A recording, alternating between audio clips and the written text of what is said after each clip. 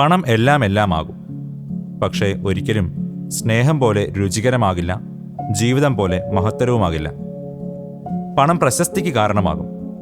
പക്ഷേ സൽപ്പേര് അത് പ്രവൃത്തിക്കനുസരിച്ചാണ്. പണത്തിന് അർത്ഥം എന്നൊരു വാക്കുകൂടിയുണ്ട്. പക്ഷേ പണം മാത്രമായാൽ അർത്ഥശൂന്യതയാണ്. പണം ആവശ്യങ്ങൾ തൃപ്തിപ്പെടുത്തും.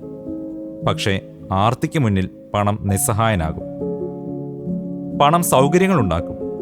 പക്ഷേ സംതൃപ്തി ഉണ്ടാക്കുന്നത് മനസ്സാണ്.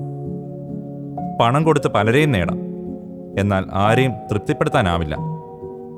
പണം കൊണ്ട് നേടിയെടുത്തവരെ പണത്തിൻ്റെ പേരിൽ തന്നെ നമുക്ക് നഷ്ടപ്പെടും.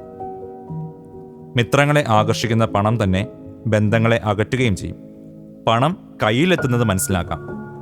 പക്ഷേ അതേ പണം മനസ്സിലെത്തിയാൽ പിന്നെ എല്ലാം കയ്യിൽ നിന്ന് പോകും. പണത്തിൻ്റെ വാതിൽ ചതിയായാൽ പണത്തിൻ്റെ പുറംവാതിലും ചതി തന്നെയാകും. പണത്തിൻ്റെ വാതിൽ അധ്വാനമാണെങ്കിൽ അലസതയുടെ പുറംവാതിൽ ഒന്നടച്ചാൽ മാത്രം മതി. അമ്പലത്തിൽ കാണിക്ക, പള്ളിയിൽ നേർച്ച, മോസ്കിൽ സക്കാത്ത്, ഓരോ സ്ഥലത്തും ഓരോ പേര്. പണം ഒരു ആൾമാറാട്ടക്കാരനാണ്. കണ്ണുമടച്ച് വിശ്വസിക്കരുത്. അന്നന്ന് കിട്ടിയാൽ കൂലി, മാസത്തിൽ കിട്ടുമ്പോൾ ശമ്പളം, സമയം മാറുമ്പോൾ രൂപവും മാറും. പണം എല്ലാ കാലത്തും ഒരുപോലെയാവില്ല. അതിരുവിട്ട് മോഹിക്കരുത്. രാഷ്ട്രീയക്കാരന് സംഭാവന, പലിശക്കാരന് പിരിവ്, ഭിക്ഷക്കാരന് പിച്ച. ആളും തരവും നോക്കി പണം വേർതിരിവ് കാണിക്കും. അന്ധമായി ആശ്രയിക്കരുത്.